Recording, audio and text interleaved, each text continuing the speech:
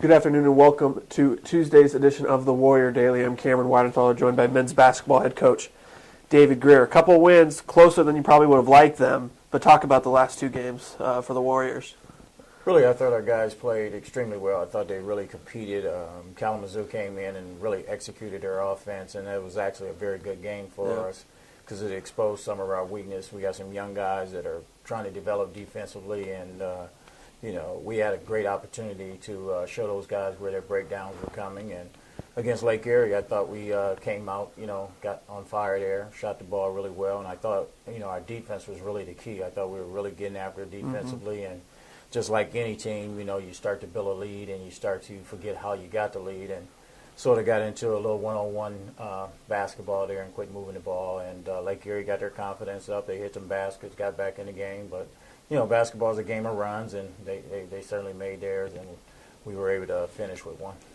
Talk about that second half at Lake Erie. They pulled within 7 at one point.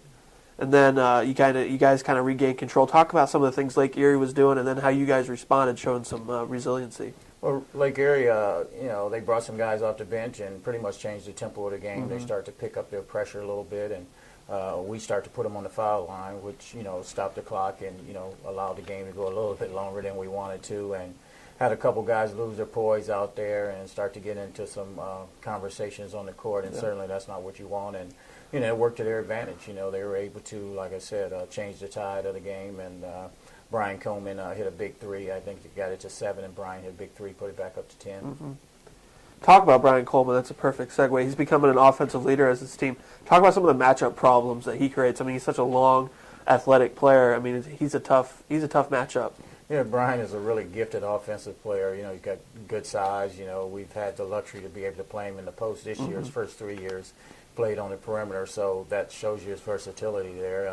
He's got the ability to stretch the defense with the 3-ball, and he's been posting up, here lately and shooting an excellent percentage from the field. Yeah, he's been that offensive leader that you guys are needing. 48 points total the last 2 games.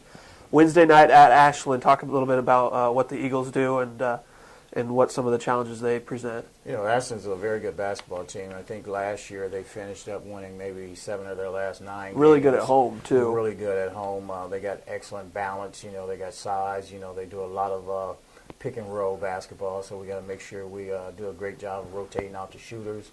One of the top 3-point shooting teams in the conference, and always a tough challenge for us when we play at Ashland. They're a good rebounding team, so it'll be a tough task for us. We got to go out there and we got to make sure we try to turn them over a little bit. Certainly can't let them sit around and run their offense and put a little bit of pressure on them. All right, well, thanks for the time, Coach.